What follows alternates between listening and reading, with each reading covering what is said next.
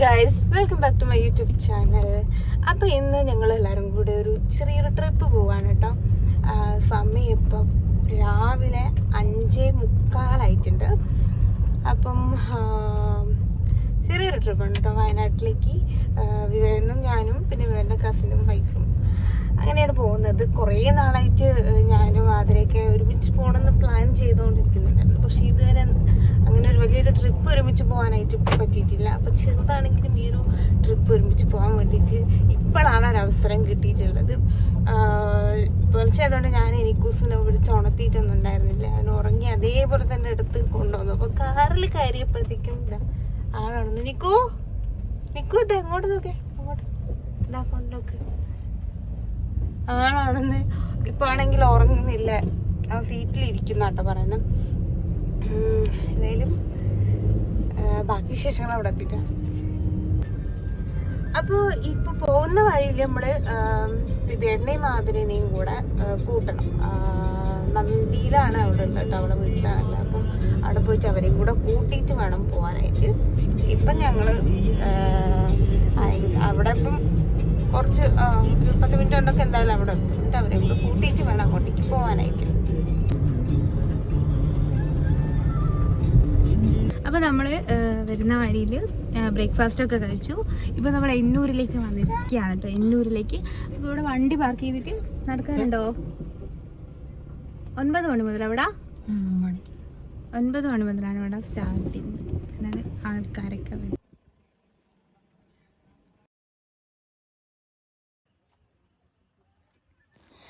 നമ്മുടെ വണ്ടി ഇവിടെ പാർക്ക് ചെയ്തതിന് ശേഷം നേരെ ടിക്കറ്റ് കൗണ്ടറിലേക്ക് പോയിട്ടോ.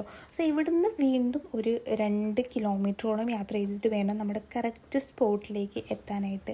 അപ്പം ഇവിടുന്ന് ടിക്കറ്റ് എടുത്ത് കഴിഞ്ഞിട്ടുണ്ടെങ്കിൽ ഇവിടുന്ന് ഒരു ജീപ്പ് സർവീസ് ഉണ്ട്, അവരുടെ ജീപ്പ് സർവീസ് ഉണ്ട്. അതിൽ കയറിയിട്ട് നമുക്ക് കറക്റ്റ് സ്പോട്ടിലേക്ക് എത്താനായിട്ട് പറ്റും. ഇവിടുത്തെ ടിക്കറ്റിൻ്റെ കാര്യം പറയുകയാണെങ്കിൽ മുതിർന്ന ആളുകൾക്ക് 50 രൂപയും കുട്ടികൾക്കെന്ന് പറയുമ്പോൾ 5 വയസ്സ് മുതൽ 10 വയസ്സ് വരെയുള്ള കുട്ടികൾക്ക് 20 രൂപയാണ് ടിക്കറ്റ് വരുന്നത്. പിന്നെ നമ്മുടെ വാഹനങ്ങൾ ഒന്നും തന്നെ ഉള്ളിലേക്ക് പ്രവേശിപ്പിക്കില്ല. അപ്പം ഇവിടുന്ന് നമ്മുടെ വണ്ടി പാർക്ക് ചെയ്തതിന് ശേഷം അവരുടെ ജീപ്പിൽ മാത്രമേ നമുക്ക് അങ്ങോട്ടേക്ക് പോകാനായിട്ട് പറ്റുള്ളൂ. അപ്പം ഞങ്ങൾ ടിക്കറ്റ് എടുത്തു, ഇവിടെ ജീപ്പിന് വേണ്ടി വെയിറ്റ് ചെയ്തു. അപ്പം ഞങ്ങൾക്ക് ചെറിയൊരു അബദ്ധം പറ്റിയിട്ടുണ്ടായിരുന്നേ.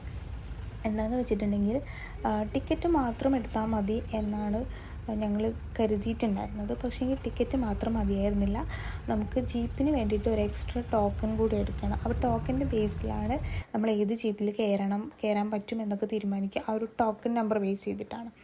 അപ്പം ഞങ്ങൾ ടോക്കൺ എടുത്തിട്ടുണ്ടായിരുന്നില്ല. ഞങ്ങൾ നേരത്തെ എത്തി, 8:30 ആകുമ്പോഴത്തേക്കും എത്തിയിട്ടുണ്ടായിരുന്നു. പക്ഷേ ഇതറിയാത്തത് കൊണ്ട് നമ്മൾ കുറേ ടൈം അത്രയും വേസ്റ്റ് ആയിട്ടുണ്ടായിരുന്നു. കാരണം പിന്നീട് ടോക്കൺ എടുത്ത് നമുക്ക് എത്രയോ ബേക്കിൽ വന്ന ആളുകളൊക്കെ നേരത്തെ കയറിപ്പോയി. നമ്മളാണെങ്കിൽ ഏറ്റവും ലാസ്റ്റിലത്തെ ജീപ്പിലാണ് പോയിട്ടുണ്ടായിരുന്നത്. നമ്മുടെ കൂടെ ജീപ്പിൽ ഒരു ഫാമിലി കൂടെ ഉണ്ടായിരുന്നു കേട്ടോ, രാമനാട്ടുകരയുള്ള ഒരു ഫാമിലി ആയിരുന്നു. അപ്പം നമ്മൾ ഒരുമിച്ചാണ് ടിക്കറ്റൊക്കെ ഷെയർ ചെയ്തിട്ടുണ്ടായിരുന്നത്. അപ്പം ഞങ്ങളിവിടെ ഇറങ്ങിയപ്പോഴത്തേക്കും ഡ്രൈവർ ഞങ്ങളോട് ഒരു കാര്യം പ്രത്യേകം പറഞ്ഞിട്ടുണ്ടായിരുന്നു. നമ്മളെല്ലാ ആളുകളും ഒരുമിച്ച് ഒരു ജീപ്പിൽ തന്നെ തിരിച്ച് പോകുമ്പോഴും കയറണം. അതായത് ജീപ്പ് വന്ന ജീപ്പിൽ തന്നെ കയറണമെന്നില്ല, പക്ഷേ ആളുകളെല്ലാവരും ഒരുമിച്ച് തന്നെ കയറണമെന്ന് പറഞ്ഞിട്ടുണ്ടായിരുന്നു. ഒരു കുന്നിൻ്റെ മുകളിലായിട്ടാണ് ഈ ഒരു എന്നൂർ സ്ഥിതി ചെയ്യുന്നത് കേട്ടോ. അപ്പോൾ നമ്മൾ ഈ ഒരു വഴിയിൽ കൂടെ കുറേ കയറ്റമൊക്കെ കയറിയിട്ട് വേണം ആ ഒരു കറക്റ്റ് സ്ഥലത്തെത്താനായിട്ട്. നല്ല വെയിലുണ്ടായിരുന്നു, പക്ഷേ ചെറിയൊരു തണുത്ത കാറ്റും വീശുന്നുണ്ടായിരുന്നു. പക്ഷേ കുട്ടികളൊക്കെ എടുത്തിട്ട് നടക്കുന്നതുകൊണ്ടാണെന്ന് തോന്നുന്നു പെട്ടെന്ന് ക്ഷീണിച്ച് പോകുന്നുണ്ടായിരുന്നു. കുറേ ചുമർ ചിത്രങ്ങളും പെയിൻറ്റിങ്സും അതുപോലെ തന്നെ ശില്പങ്ങളൊക്കെ നമുക്കിവിടെ ഇങ്ങനെ കാണാനായിട്ട് പറ്റും.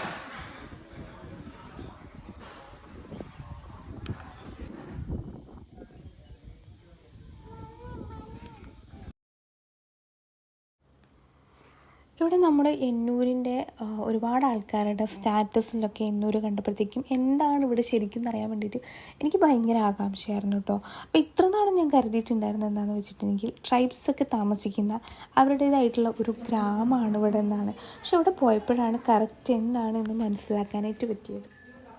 ഈ ട്രൈബൽ പീപ്പിൾസ് ഉണ്ടല്ലേ, അവരുടെ തനതായിട്ടുള്ള ഉൽപ്പന്നങ്ങളുടെ വിപണി ഇവിടെയുണ്ട്. ഇവർ നിർമ്മിച്ചിട്ടുള്ള കരകൗശല വസ്തുക്കൾ, വനവിഭവങ്ങൾ, കാർഷിക ഉൽപ്പന്നങ്ങളായിക്കോട്ടെ, മുള ഉൽപ്പന്നങ്ങൾ, ചൂരൽ ഉൽപ്പന്നങ്ങൾ, പാരമ്പര്യമായിട്ടുള്ള അവരുടെ ഔഷധ ചെടികൾ, ഇതൊക്കെ ഇവിടെ വിൽപ്പനക്കായിട്ട് ഒരുക്കി വെച്ചിട്ടുണ്ട്.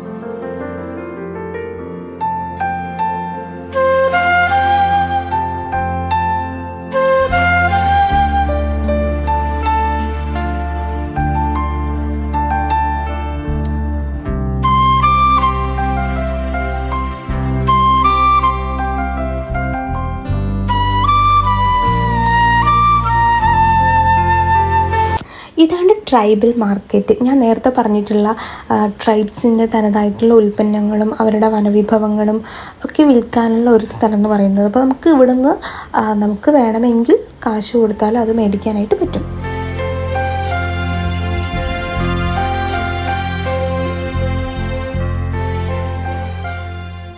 നിങ്ങൾ ആരെങ്കിലും ഈ ഒരു സീസണിൽ ഇങ്ങോട്ടേക്ക് വരാനായിട്ട് നിൽക്കുന്നുണ്ടെങ്കിൽ നിങ്ങൾ മാക്സിമം വൈകുന്നേര സമയത്തൊക്കെ ഇങ്ങോട്ട് വരാനായിട്ട് നോക്കുക. അപ്പോൾ രാവിലെ ഈ ഒരു സമയത്തൊക്കെ വന്നതുകൊണ്ട് ഭയങ്കര വെയിലും ചൂടൊക്കെ കാരണം നമുക്ക് നടക്കാൻ തന്നെ ഭയങ്കര ബുദ്ധിമുട്ടായിരിക്കും. അപ്പം വൈകുന്നേര സമയത്താണെങ്കിൽ നല്ല ഭംഗിയായിരിക്കും ഇവിടെ. കാരണം നമ്മൾ വയനാട്ടിൽ നിന്ന് തിരിച്ച് വരുന്ന സമയത്ത് ഇവിടുത്തെ ഒരു വ്യൂ കണ്ടായിരുന്നേ. ലൈറ്റൊക്കെ ഇട്ട് നല്ല മോഡൽ മഞ്ഞൊക്കെ ഇട്ട് പുറത്തുനിന്ന് കാണുമ്പോൾ നല്ല ഭംഗിയുണ്ടായിരുന്നു. അപ്പം ആ ഒരു സമയത്ത് വരുന്നതായിരിക്കും കുറച്ചുകൂടെ നല്ലത്. ഈ ഒരു ഏരിയ എന്ന് പറയുന്നത് കുറിച്യ ട്രൈബ്സിൻ്റെ അമ്പെയ്ത്ത് കേന്ദ്രം. അതാണ് ആ ഒരു അമ്പെയ്ത്ത് കേന്ദ്രമാണ് ഇവിടെ അവർ റീക്രിയേറ്റ് ചെയ്തിട്ടുള്ളത്. അപ്പം ഇവിടുന്ന് നമുക്ക് അമ്പ് ചെയ്യാനുള്ള അവസരമുണ്ട്. 30 രൂപ കൊടുത്തു കഴിഞ്ഞിട്ടുണ്ടെങ്കിൽ നമുക്ക് അമ്പ് ചെയ്യാനുള്ള അവസരമുണ്ട്. പിന്നെ അമ്പെയ്ത് കറക്റ്റ് അമ്പെയ്ത് കൊള്ളിക്കുകയാണെങ്കിൽ അവർ പറയുന്ന ഒരു പോയിന്റ് വെച്ചിട്ടുണ്ട്. അപ്പോൾ അതിൽ കറക്റ്റ് അമ്പ് ചെയ്ത് കൊള്ളിക്കുകയാണെങ്കിൽ നമുക്ക് സമ്മാനവും കിട്ടും.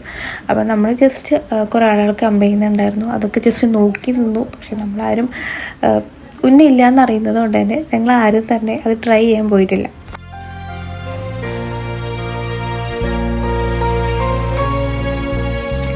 ഇവിടെ കാണുന്ന കുഞ്ഞു കുഞ്ഞു വീടുകളുണ്ടല്ലേ, അതൊരു ട്രൈബൽ കോളനി റീക്രിയേറ്റ് ചെയ്തിട്ടുള്ളതാണ്. അപ്പം ആ വീടുകളിലേക്ക് പോകുന്ന ഒരു വഴിയാണിത്. ചെങ്കല്ല് കൊണ്ടാണ് ഇതിനെ കണ്ടോ, നമ്മൾ നടക്കുന്ന വഴി ചെങ്കല്ല് കൊണ്ടൊക്കെ ആക്കിയിട്ട് മണ്ണ് കൊണ്ടാണ് ഇതിൽ മതിലൊക്കെ വന്നിട്ടുള്ളത്. അപ്പോൾ ഓരോ വീട്ടിലേക്കുള്ള വഴിയാണിത്.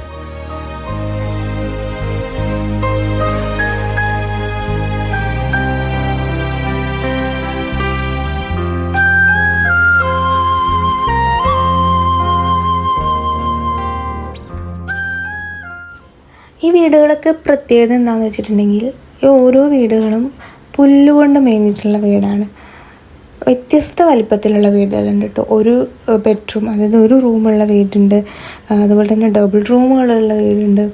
അങ്ങനെ വ്യത്യസ്ത തരത്തിലുള്ള വീടുകളാണ് ഓരോന്ന്. പിന്നെ ചുറ്റുമതിലൊക്കെ മണ്ണ് കൊണ്ട് നിർമ്മിച്ചിട്ടുള്ളതാണ്. കണ്ട ചെടിയൊക്കെ ഒരുപാട് ചെടികളൊക്കെ ഉണ്ട് സൈഡിലൊക്കെ ആയിട്ട്. പിന്നെ ഇവിടുത്തെ ഏറ്റവും പറയാനുള്ള പ്രത്യേകത എന്ന് പറഞ്ഞാൽ ഈ ഒരു വീടിനുള്ളിൽ കയറുമ്പോൾ ഭയങ്കര നല്ലൊരു തണുപ്പും നമുക്ക് എന്തോ ഒരു സുഖം, ഭയങ്കര തണുപ്പ്. ഒരു AC-യിലൊക്കെ ഇരിക്കുന്ന ഒരു ഫീൽ ഉണ്ടാവില്ലേ, അത്രയ്ക്കും തണുപ്പൊക്കെ ആയിട്ടാണ് ഓരോ വീട്ടിൽ കയറുമ്പോഴും. ഭയങ്കര രസമുണ്ടായിരുന്നു ഇവിടെ ഇരിക്കാനായിട്ട് തന്നെ. നമ്മൾ അത്രയും കയറ്റവും വെയിലൊക്കെ കൊണ്ട് ക്ഷീണിച്ച് വരുന്ന സമയത്ത് ഇവിടെ കുറച്ച് നേരം ഇരിക്കുമ്പോഴത്തേക്കും ഭയങ്കര രസമുണ്ടായിരുന്നു.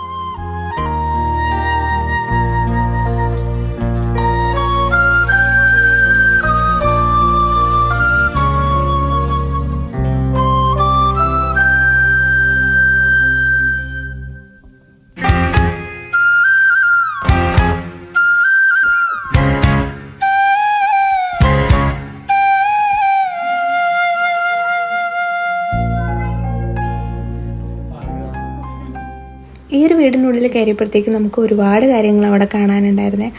ട്രൈബ്സിൻ്റെ അവരുപയോഗിച്ചിരുന്ന അടുപ്പ് അതൊക്കെ അവിടെ അങ്ങനെ വെച്ചിട്ടുണ്ട്.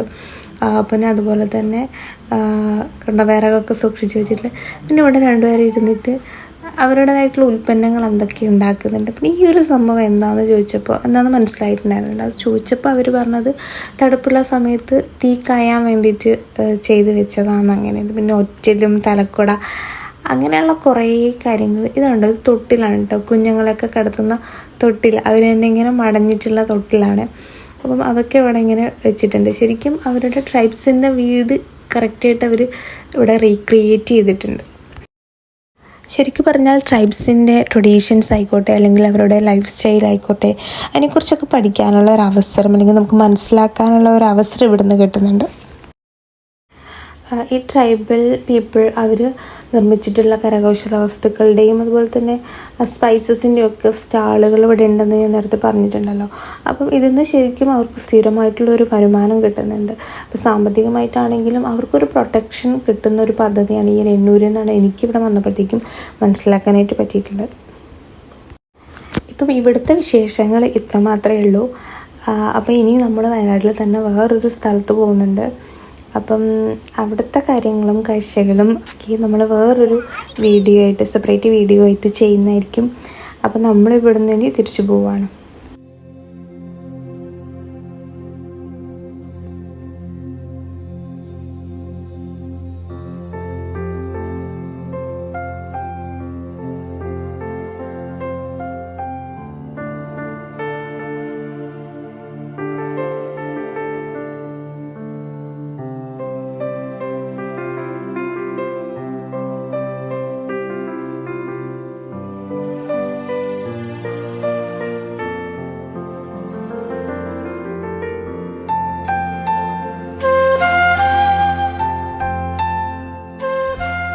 നമ്മൾ തിരിച്ച് താഴത്തേക്ക് ഇറങ്ങുന്ന സമയത്ത് ഇവിടെ ഇതാ മുളയരി പായസം എന്നുള്ളൊരു ബോർഡ് കണ്ടപ്പം നമ്മളൊന്ന് അവിടെ കയറി പായസം വാങ്ങി കുടിച്ചിട്ടോ. ഞാൻ ലൈഫിൽ ഫസ്റ്റ് ടൈമാണ് മുളയരി പായസം കഴിക്കുന്നത്.